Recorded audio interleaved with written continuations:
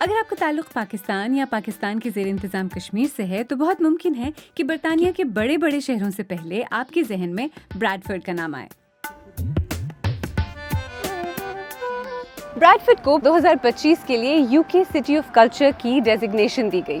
City of culture you کے government کی طرف سے دی جانے والی ایک ڈیزگنیشن ہوتی ہے جو کسی شہر یا علاقے کو 1 سال کے لیے دی جاتی ہے، اور اس 1 سال میں اس شہر میں بہت ساری کلچرل ایکٹیویٹیز، ثقافتی تقریبات منعقد کی جاتی ہیں جن کا مقصد اس شہر کو ایک کلچر لیڈ ری جنریشن یعنی ثقافت کے ذریعے اس شہر کو بہتر بنانا ہوتا ہے۔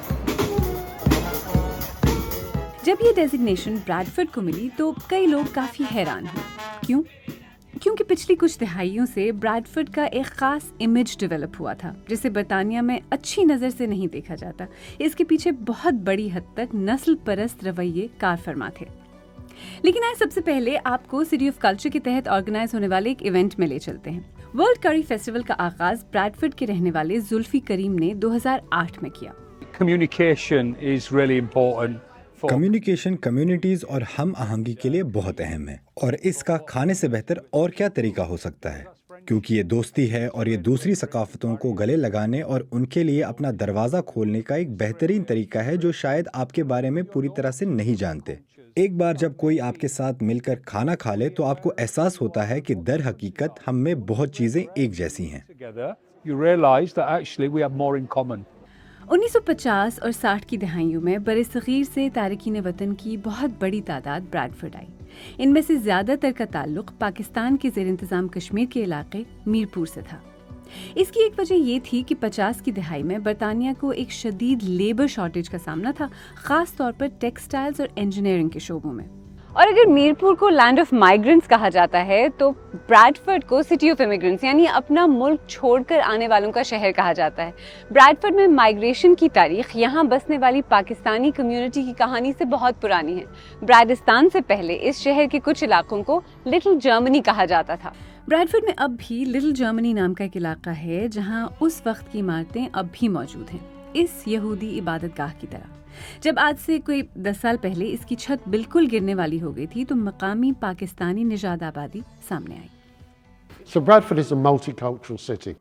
تو بریڈفورڈ ایک ملٹی کلچرل شہر ہے، اس لیے اگر ہم 1830، 1840 اور 1850 کی دہائیوں میں عظیم تعمیراتی برسوں میں یہاں ہوتے تو یہ یہاں آنے والے آئرش لوگوں سے بھرا ہوا ملتا۔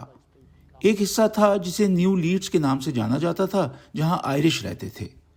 دوسری عالمی جنگ کے بعد بڑی تعداد میں مشرقی یورپ سے نقل مکانی پر مجبور بے گھر افراد یہاں آئے اور اس کے بعد ایشیائی امیگریشن ہوئی۔ پنجاب سے سکھ، انڈیا سے ہندو اور مسلمان جو زیادہ تر پاکستان سے تھے۔ ہم مشکل وقت میں تھے، ہمیں عمارت کی مرمت کی اشد ضرورت تھی۔ ہمارے دوست خالد پرویز آئے اور ہمیں فنڈنگ کی پیشکش کی اور عمارت کو محفوظ، درست اور واٹر ٹائٹ بنانے میں ہماری مدد کی۔ Offered us funding and helped us to get the building safe and sound and watertight. Bradford کو ایک وقت میں برطانیہ کا سب سے امیر شہر کہا جاتا تھا، تو پھر اس کی ریپوٹیشن کس وجہ سے کم ہو گئی؟ کیونکہ آج سے کچھ ہی عرصے پہلے تک اور شاید کچھ سرکلز میں اب بھی بریڈفورڈ کو بہت اچھی نظر سے نہیں دیکھا جاتا۔ اس کی وجہ کیا ہے؟ ڈاکٹر یونس عالم بریڈفورڈ یونیورسٹی میں سوشیولوجی کے ہیڈ آف ڈپارٹمنٹ ہیں۔ going back even to the 60s. 1960 کی دہائی میں واپس جائیں تو بریڈفورڈ ان جگہوں میں سے ایک تھا جو ایک چھوٹے مائکروکازم یا پیٹری ڈش کی طرح تھے۔ جیسے جیسے یہ بڑھ رہا تھا یہاں پر موجود مختلف نسلوں میں سے ایک خاص نسل کو مسئلے کے طور پر پیش کیا جانے لگا۔ چنانچہ اگر 1950 اور 60 کی دہائی میں واپس جائیں تو برطانیہ کے مختلف حصوں میں نسل کو ایک ایسے مسئلے کے طور پر پیش کیا جاتا تھا جس کا حل نکالنا ضروری تھا۔ UK race was presented as an issue to be resolved. تو یہ نسل پرست رویے کیا کسی حد تک کم یا بہتر ہوئے ہیں، اور اس کی وجہ کیا ہے، خاص طور پر ایک ایسے ماحول میں جہاں برطانیہ میں بظاہر دائیں بازو کی ایسی جماعتیں کھل کر سامنے آ رہی ہیں جو تارکین وطن، مائیگرنٹس کے بظاہر خلاف ہیں؟ In many respects, some of those بہت سے معاملات میں نسلی تفریقے کچھ ایسے عناصر جن کی بنا پر لوگوں کو دوسرا یا خود سے مختلف سمجھا جاتا ہے یا بدنام کیا جاتا ہے یا ان کے ساتھ امتیازی سلوک کیا جاتا ہے وہ برقرار ہیں۔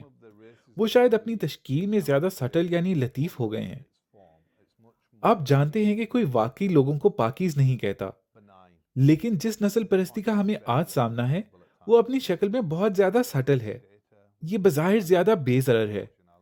بریڈفورڈ کے بارے میں عجیب بات یہ ہے کہ جتنا لوگ سمجھتے ہیں یہ اس سے کہیں زیادہ مضبوط اور ہار نہ ماننے والا شہر ہے۔